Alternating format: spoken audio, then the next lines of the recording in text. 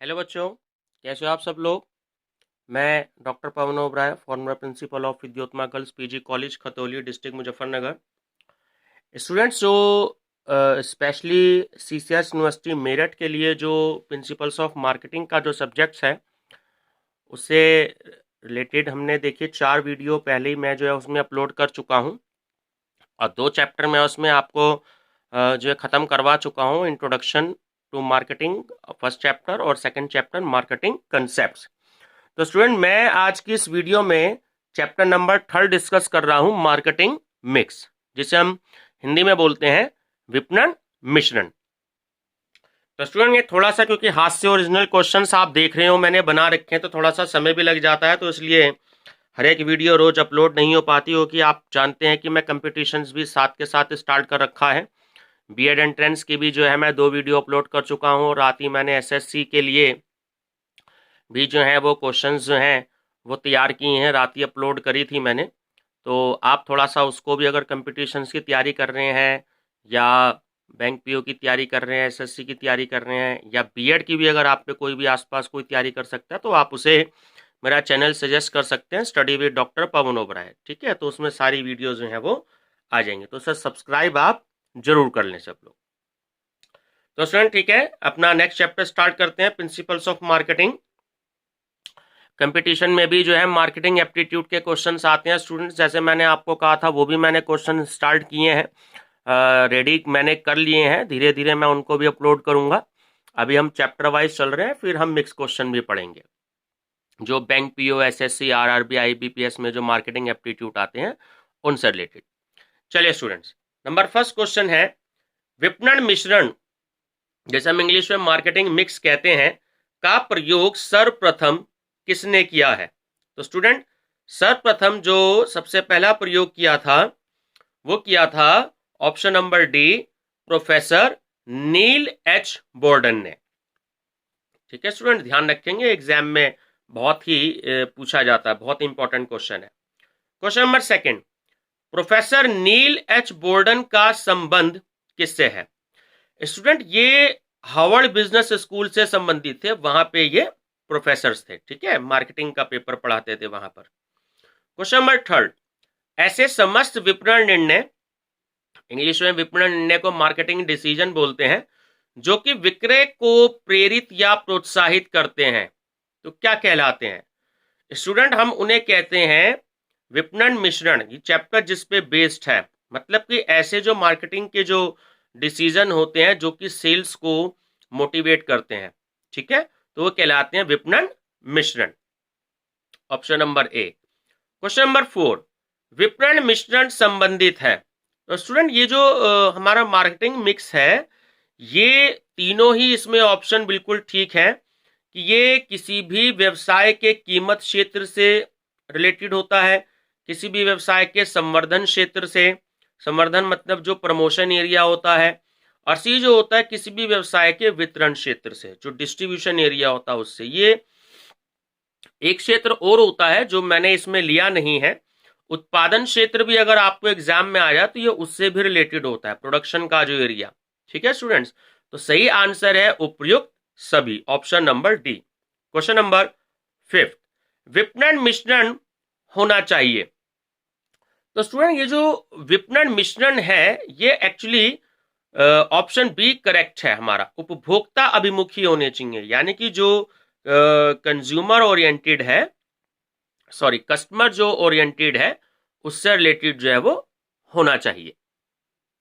Question number 6, ग्राहकों की आवश्यकताओं की संतुष्टि के लिए एक व्यवसायिक फर्म के लिए। तो स्टूडेंट, ऑप्शन नंबर ए बिल्कुल ठीक है कि विपणन मिश्रण का पता लगाना आवश्यक है। मार्केटिंग मिक्स के बारे में पता लगाना बहुत ही जरूरी है। क्वेश्चन नंबर 7, विपणन मिश्रण अवधारणा है। ये जो कॉन्सेप्ट है स्टूडेंट, इंग्लिश में कॉन्सेप्ट बोलते हैं हम अवधारणा को, तो ये किस तरीके की है, तो ये गत्यात्मक यानी कि गतिशील है, इंग्लिश में डायनेमिक बोलते हैं हम इसे। क्वेश्चन नंबर 8, विपणन मिश्रण की अवधारणा। अब देखिए ये भी मैंने इस तरीके का क्वेश्चन दिया है, एक तो हो गया डायनेमिक और दूसरा एक है कि ऑप्शन नंबर ए, क्योंकि दोनों ही करेक्ट हैं, बाजार की स्थितियों के साथ साथ परिवर्तित भी होती है। मार्केटिंग मिक्स जो है वो जैसी भी मार्केटिंग की सिचुएशन है वो उसके अकॉर्डिंग वो चेंज होती रहती है। और सेकंड जो ऑप्शन बी है कि पर्यावरण परिवर्तन होने के साथ साथ भी परिवर्तित होती है, जैसे जैसे एनवायरमेंट चेंजेस होते रहते हैं वैसे वैसे भी चेंजेस होती है। सर्दियों में हम सर्दियों के कपड़े लेते हैं मार्केट से, गर्मियों में हम गर्मियों के कपड़े लेते हैं।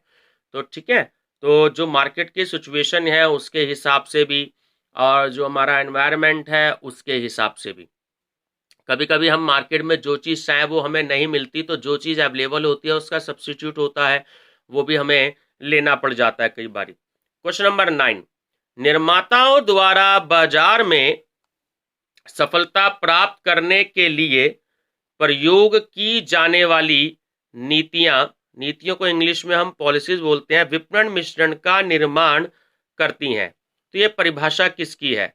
तो स्टूडेंट ये जो परिभाषा है वो है RS टावर की।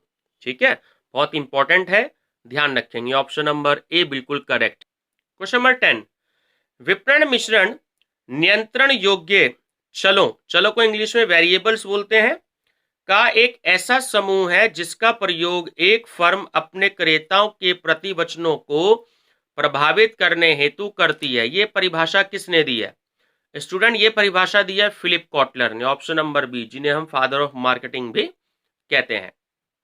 क्वेश्चन नंबर 11, विपणन विचार यानी कि जो अवधारणा है के रूप में विपणन मिश्रण व्यवसाय प्रणाली द्वारा नियंत्रित उन समस्त चलों के सार्थक संगठन का एक साधन है जो बाजार स्थान में सौदों को प्रत्यक्ष रूप से प्रभावित करते हैं। यह परिभाषा किसकी है?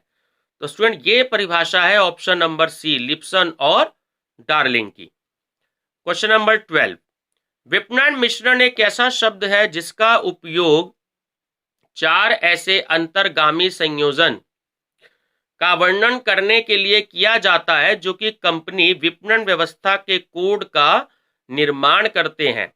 ठीक है, उत्पाद, कीमत, ढांचा, संवर्धन क्रियाएं और वितरण व्यवस्था, यानी कि प्रोडक्ट हो गया, प्राइस हो गया, स्ट्रक्चर हो गया हमारा, जिसे हम फ्रेमवर्क भी बोलते हैं ढांचा को। ठीक है, संरचना है दूसरा शब्द, संवर्धन क्रिया यानी कि जो प्रमोशनल जो एक्टिविटीज हो गई, और डिस्ट्रीब्यूशन। ठीक है, तो ये परिभाषा किसने दी है?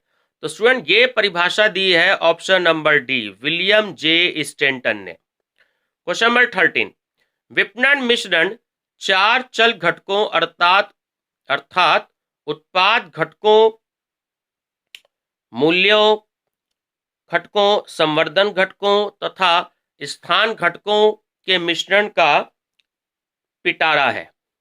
ठीक है स्टूडेंट्स, ये परिभाषा किसकी है?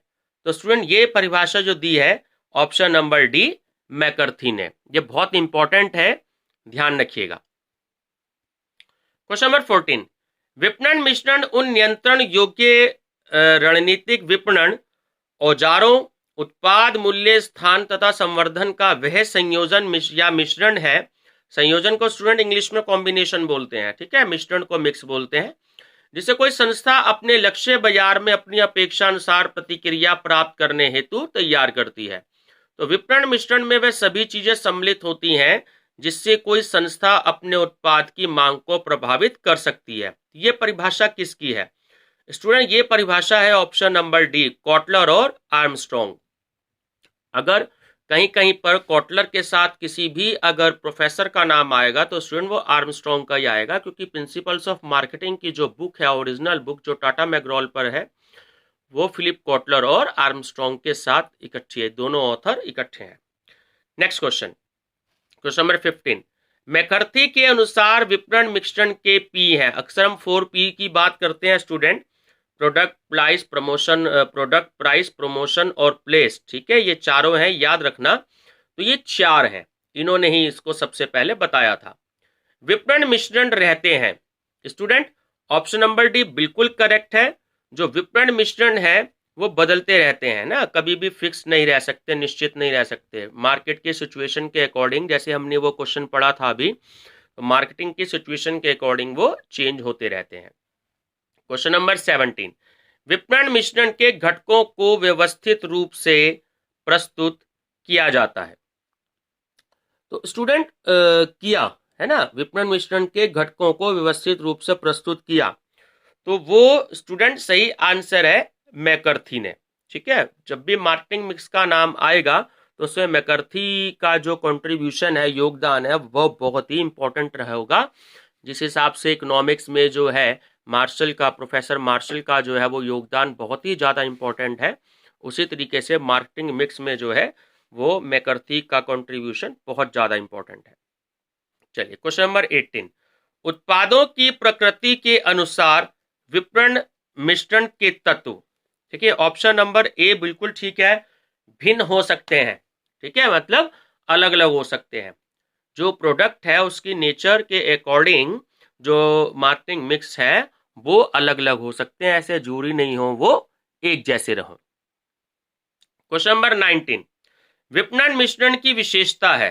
तो स्टूडेंट देखिए तीनों ही विशेषताएं हैं। ऑप्शन नंबर ए क्रियाओं, नीतियों इत्यादि का मिश्रण, ऑप्शन बी स्वयं का मिश्रण, ऑप्शन सी व्यवस्थित अवधारणा और सतत प्रक्रिया। ये सतत एक्चुअली गलत लिखा गया है, ये सतत है, तय तय से तालाब, कंटिन्यूअस। ठीक है, सतत की इंग्लिश होती है कंटिन्यूअस प्रोसेस, प्रक्रिया की होती है प्रोसेस। तो ऑप्शन नंबर जो डी है वो बिल्कुल करेक्ट है ना, उपयुक्त सभी। क्वेश्चन नंबर 20, विपणन मिश्रण की विशेषता है। विशेषता को इंग्लिश में फीचर्स या करेक्टरिस्टिक्स बोलते हैं। तो देखिए ये एक अलग क्वेश्चन मैंने बनाया है। तो मिश्रणों का मिश्रण यानी मिक्सेस ऑफ मिक्स, मिश्रण की प्रभावशीलता, और सी विपणन समस्याओं के समाधान में सहायक। तो ऑप्शन नंबर डी जो है उपयुक्त सभी, वो बिल्कुल ठीक है। क्वेश्चन नंबर 21, विपणन मिश्रण का प्रमुख उद्देश्य न्यूनतम लागत पर ग्राहकों की आवश्यकताओं को संतुष्ट करके संस्था के विपणन कार्यक्रम के उद्देश्यों को प्रभावकारी रीति से यानी कि मेथड से पूरा करना है। तो स्टूडेंट ये कथन जो है वो बिल्कुल सही है, बिल्कुल ट्रू स्टेटमेंट है। एग्जाम में ऐसे भी आते हैं कभी कभी। क्वेश्चन नंबर 22, एक बाजार के सही उत्पाद के विकास के लिए कौन से घटक को ध्यान में रखना पड़ता है। तो स्टूडेंट सही जो आंसर है, देखिए तीनों दे रखे हैं इसमें, उत्पाद नियोजन मतलब प्रोडक्ट प्लानिंग, बी ब्रांडिंग और सी पैकेजिंग। तो ऑप्शन नंबर डी बिल्कुल करेक्ट है ना। तो उपयुक्त सभी। एक मैंने और लिख दिया है यहाँ पर, इसमें जो एक्स्ट्रा होता है वो होता है प्रमापीकरण एवं श्रेणियन। ठीक है ना स्टूडेंट्स, स्टैंडर्डाइजेशन, प्रमापीकरण स्टैंडर्डाइज्ड होती है इसकी, तो ये एक और होता है। तो एक्स्ट्रा जो है ये यहाँ नीचे मैंने इसमें लिख दिया है, तो ध्यान रखेंगे ऑप्शन नंबर डी ठीक है। क्वेश्चन 23, उत्पाद विभिन्नीकरण, प्रोडक्ट डिफरेंशिएशन। अब देखिए ऑप्शन दिया है आपके सामने, कौन सा ऑप्शन ठीक है। तो स्टूडेंट ऑप्शन नंबर जो ए है वो बिल्कुल ठीक है, कि जो उत्पाद विभिन्नीकरण होता है, प्रोडक्ट डिफरेंशिएशन, वो मांग की पूर्ति की इच्छा अनुसार बदलने से संबंधित होता है। ठीक है, मांग को पूर्ति की इच्छा अनुसार बदलने से संबंधित होता है। ऑप्शन नंबर ए बिल्कुल ठीक है। क्वेश्चन नंबर 24, बाजार विभक्तिकरण यानी कि मार्केट सेगमेंटेशन का आधार है। तो स्टूडेंट सही आंसर है बाजार का मांग पक्ष। ठीक है, बाजार की जो डिमांड पक्ष होता है उसके हिसाब से ही वो ही जो है वो बेस होता है मार्केट सेगमेंटेशन का। आप देखो शूज की दुकान अलग होती है, रेडीमेड गारमेंट्स हो तो उसकी दुकानें अलग होती हैं, है ना। तो हम अपनी पसंद के हिसाब से जोन सा हमें प्रोडक्ट चाहिए होता है, हम उसी शॉप पर जो है वो चले जाते हैं। क्वेश्चन नंबर 25, उत्पाद नियोजन के अंतर्गत विचार किया जाना चाहिए। तो स्टूडेंट सही आंसर है, देखिए ऑप्शन नंबर ए, बी और सी तीनों बिल्कुल सही है, कि प्रोडक्ट लाइन है, मार्केट सेगमेंटेशन है और प्रोडक्ट डिफरेंशिएशन है। तो ये तीनों ही जो है वो बिल्कुल ठीक है। तो ऑप्शन नंबर डी बिल्कुल ठीक है, प्रोडक्ट प्लानिंग के अंतर्गत तीनों का ही जो है वो विचार किया जाना चाहिए। क्वेश्चन नंबर 26, उत्पाद नियोजन के अंतर्गत विचार किया जाना चाहिए। जो स्टूडेंट्स इसमें ऑप्शन वो कुछ भी दे सकता है, तो आपको ध्यान रखना है, इसलिए मैं एक ही पॉइंट के 2-3 क्वेश्चन बना देता हूं।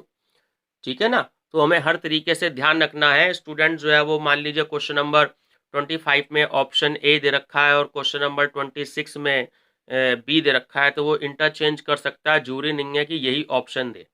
ठीक है, तो इसलिए अगर किसी क्वेश्चंस के पॉइंट में अगर ज़्यादा पॉइंट्स आ रहे हैं तो मैं उसके जो है 2-3 क्वेश्चन बना देता हूँ। तो स्टूडेंट सही आंसर है ऑप्शन नंबर डी, उपयुक्त सभी। पैकेजिंग, ब्रांडिंग और स्टैंडर्डाइजेशन, ठीक है, प्रमापीकरण, इंग्लिश में स्टैंडर्डाइजेशन कहते हैं, तो ये भी जो है वो बिल्कुल सही है। ऑप्शन नंबर डी हमारा बिल्कुल। क्वेश्चन 27, विक्रय संवर्धन, इंग्लिश में कहते हैं हम सेल्स प्रमोशन, के अंतर्गत कौन सी क्रिया को सम्मिलित किया जाता है? तो स्टूडेंट तीनों ही क्रिया, पर्सनल सेलिंग, एडवर्टीजमेंट और पब्लिसिटी। ऑप्शन नंबर डी जो है वो बिल्कुल करेक्ट है। ध्यान रखना, व्यक्तिगत विक्रय, विज्ञापन और प्रचार, ये सेल्स प्रमोशन के अंतर्गत जो है तीनों एक्टिविटीज आती हैं। क्वेश्चन नंबर 28, कीमत नीति, प्राइस पॉलिसी से संबंधित फर्म के उद्देश्यों में निम्नलिखित में से किसे शामिल किया जा सकता है? तो स्टूडेंट तीनों ही ऑप्शन बिल्कुल करेक्ट हैं कि उपभोक्ताओं को उचित लागत पर उत्पाद उपलब्ध कराना, यानी जो है कस्टमर्स को सही रेट पर प्रोडक्ट जो है वो अवेलेबल हो जाना चाहिए। कंपनी के बाजार भाग में वृद्धि करना, एक कंपनी जो है वो जितना ज़्यादा अपने प्रोडक्ट की सेल करेगी, ठीक है, तो उसका जो है बाजार भाग बढ़ता जाएगा। मान लीजिए दिल्ली का प्रोडक्ट है तो वो मेरठ में बेचती है, मेरठ में सेल होता है, फिर मुजफ्फरनगर में बेचती है, फिर सहारनपुर में बेचती है, तो मान लीजिए अम्बाला में भी उसका प्रोडक्ट चला जाता है, आगे लुधियाना में भी उसका, अमृतसर में भी प्रोडक्ट चला जाता है, तो उसका जो कंपनी का जो सेल्स का जो भाग है, एरिया है, वो बढ़ता जा रहा है।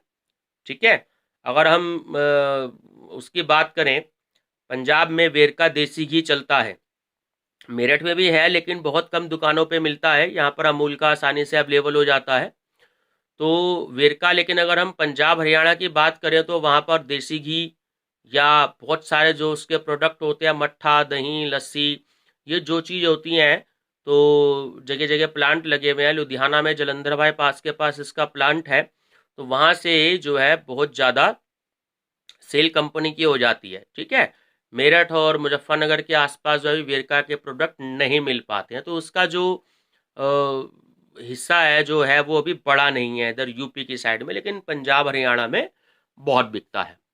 ठीक है ना स्टूडेंट्स, अगर हम यहाँ बात करते हैं अमूल की, तो हमें अमूल आसानी से मिल जाता है। उसके बाद पराग का हमें बटर जो है लेना हो तो वो आसानी से मिल जाता है, लेकिन वही मैं बात कर रहा हूँ, अगर पराग के बटर की बात करनी हो तो वो हरियाणा और पंजाब में इतनी आसानी से अवेलेबल नहीं होता, तो उसका जो लिमिटेड एरिया है। ठीक है, क्वेश्चन नंबर सी, एक उद्योग, इंग्लिश में इंडस्ट्री बोलते हैं, का जो एकाधिकार है, इंग्लिश में मोनोपोली बोलते हैं एकाधिकार को, तो संबंधी वैधानिक बाधाओं को दूर करने की इच्छा।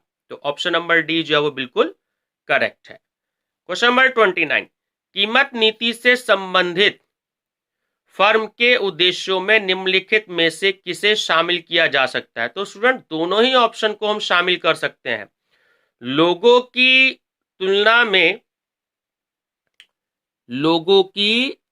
तुलना में असर्त्व में रुचि, और बी फर्म ख्याति निर्माण करना चाहती हो।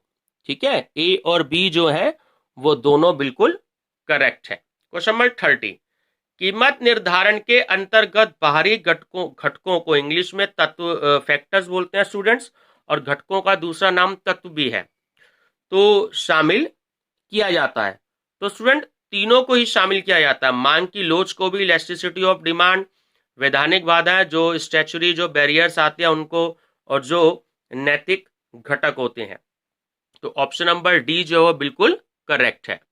क्वेश्चन 31, कीमत निर्धारण के अंतर्गत बाहरी घटकों में शामिल किया जाता है। स्टूडेंट देखिए तीनों शामिल किए जाते हैं। प्रतिस्पर्धा की प्रकृति यानी नेचर ऑफ कंपटीशन, थोड़ा सा स्पेलिंग मिस्टेक हो गया कंपटीशन के, आप उसे करेक्ट कर लीजिएगा।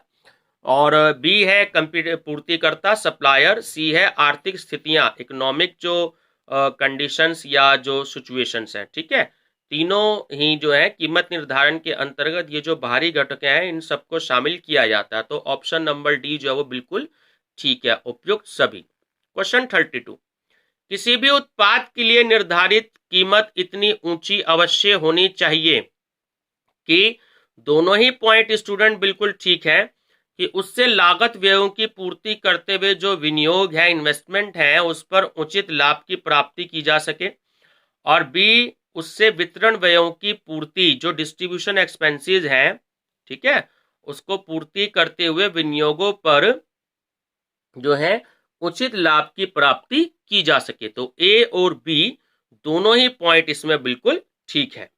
क्वेश्चन नंबर 33, एक फर्म, अब देखिए कौन सा पॉइंट बिल्कुल ठीक है, सीधे हम आंसर पे देखते हैं तो बी और सी बिल्कुल ठीक है इसमें, कि एक फर्म जो है वो, पहले बी देखिए ऑप्शन, एक से अधिक विपणन मिश्रणों का भी प्रयोग कर सकती है, बिल्कुल ठीक है।